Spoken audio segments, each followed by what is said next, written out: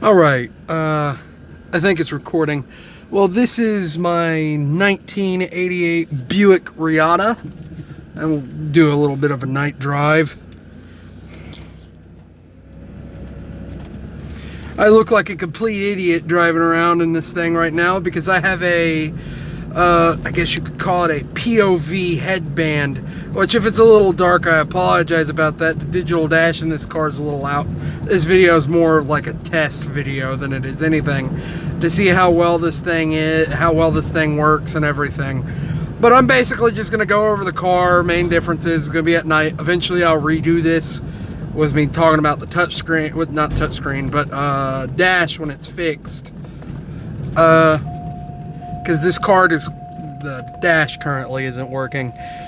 I'll do one of these in the morning, in the day, probably of the same car. But I'm not sure. Or, well, I am sure I am going to do one in the day. We'll go down this road, because we can always turn back around. Well, so basically the Buick Reatta, if you don't know what a Buick Reatta is, I showed this car off many times in this channel. I've showed it off many times on this channel. The Buick Reatta was a low volume front wheel drive transverse sports car, which basically that's right off the Wikipedia. But it was a Grand Tour is what it was, marketed by Buick. It was made by Buick. And the car had 180 horsepower, 210 foot-pounds of torque. It's nothing crazy. It's a very fun car to drive. This car is very fun to drive. It accelerates decent. Now, it's no race car. It is a sports car. The coolest thing about this one, this being a very first year they made the Reatta, is it's an 88, and when we get to a stop, I'll show you that touch screen. I'll show you the touch screen, or really right there, as you can see it. It's got a touch screen in it. The computer in this car is a touch screen. I know I keep saying, I know, take a shot every time he says touch screen, but anyway. Yeah, and this car got four-wheel drive, all disc brakes all around the car. It is a little two-door sports car. This particular one's in white, and of course it has the pop-ups. You gotta have the pop-ups, which are incredible. And I don't have my high beams on this car. It doesn't have the high beams, which I know is a little dangerous, but I could see just fine. I don't normally drive this car at night. I'm gonna replace those as soon as I can, because I know I need them. Well, oh golly, I'm not holding a good line, am I? What else was I going to say about this car? Oh, it is a fuel-injected, all-iron V6 hooked up to a 4-speed automatic transmission with overdrive. It's, you know, it's a car. It's a fun car. It's a sporty little car. And, again, no rocket ship. And it's a very modern car for the 80s. It is styled very much like the 80s. It is an 80s car after all, but as you can see, there's that touch screen right there. And it is a real touch screen with all the dials and everything. Ain't got no one coming. For sale. That house is for sale. We'll go ahead and head down this way. But, yeah. And it's a very good little car. Fuel economy, I believe, is about 23 highway. It's about 23 highway, or 20 highway, something like that. And 25, 26 city. Which I really don't think is true. I believe this car gets better gas mileage than that. And it likes these little back roads. It's a little short car. It is a unibody car, built off of a shortened Riviera platform. This car was Yeah, a shortened Riviera platform. Shares a lot of stuff with the Riviera. Shares the motor, transmission, the touchscreen. There's a lot of stuff shared on this car. Now, I believe the pop-ups are unique to this car. This is the only Buick I know of the 80s that has pop-ups. I guess because it was trying to be a little more sporty. Because that was a thing of sports cars, and you had the Honda. Honda had them.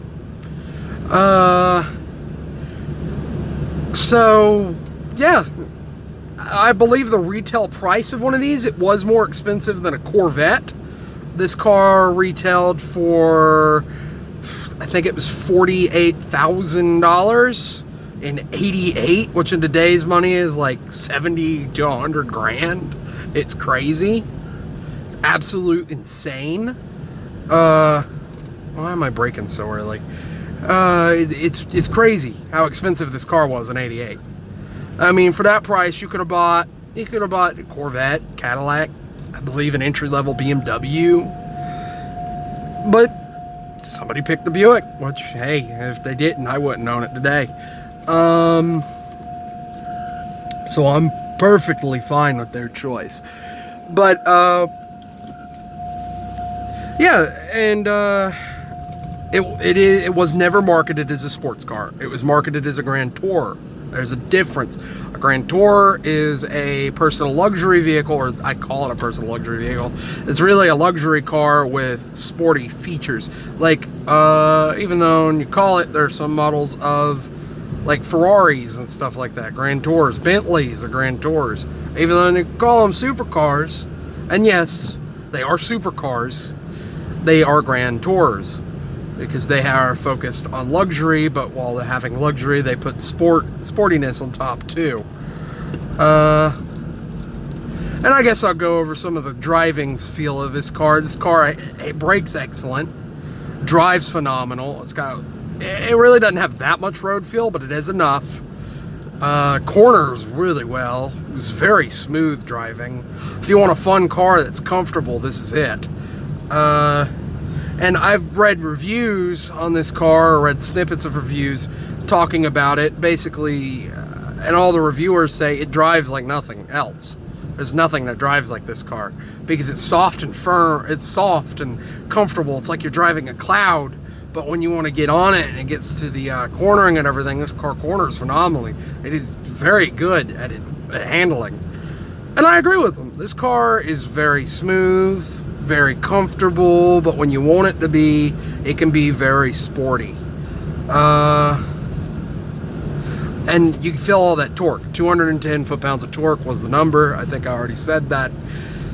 And you feel it. It accelerates pretty good. Now, does it do as good as the supercharged 3.8 liter V6 that you could get in some of the Rivieras and the, what was it? Park Avenue? No, it doesn't accelerate as fast as those. But it's still pretty good. It is a pretty good torquey little motor. It's kind of like the Cadillac 4.9 is what it reminds me of. Because the Cadillac 4.9 wasn't particularly high horsepower, being 200 horsepower, but it had lots of torque. Which this one is a little closer to the torque number as the horsepower, because 180, 210. 210 is not that much more than 180. Because the Cadillac had 300 foot-pounds of torque. Very torquey motor, torque monster. I was going to drive it, or I'd love to have driven it, but trans is dead, so whatever.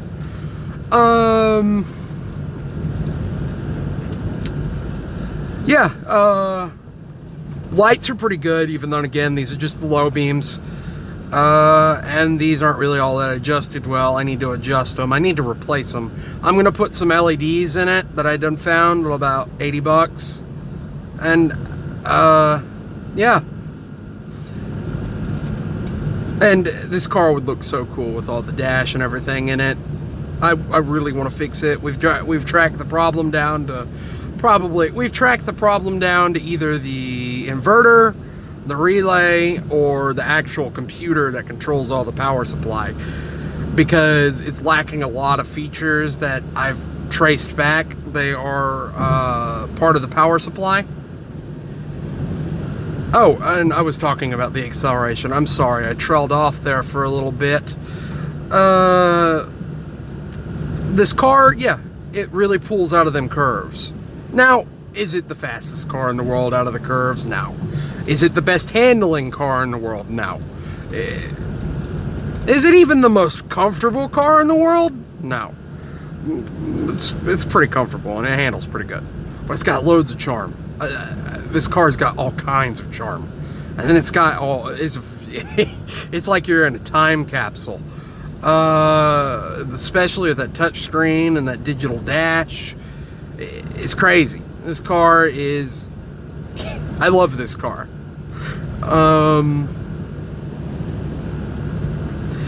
And people love it too. If you want a car that gets attention, this is another one. This car gets tons of attention.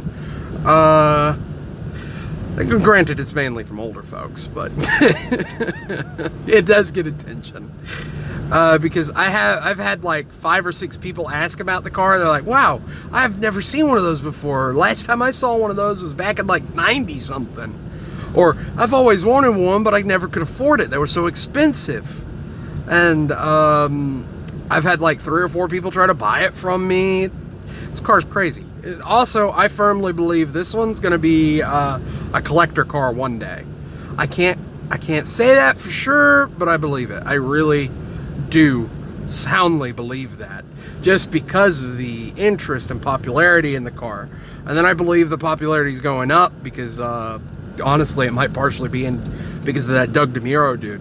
He did a video on it like a month or 2 ago, and it got nearly 1 million views. You got to keep into account, let's say 25% of that wants this car. Okay, that's 250,000 people who want a car they only made 2,700 of. Because you got to keep in mind, this was a low volume car. And that's not for 88. They didn't make 2,788 models. They made 2,700 in total from 88 to 91. If you want a convertible, that's even rarer. They made about 2,000 of those, because the convertible started in, I think it was 90. Yeah, 90. It started in 1990. Which the 1990 car is different from the 80, because in 90 they dropped the touch screen they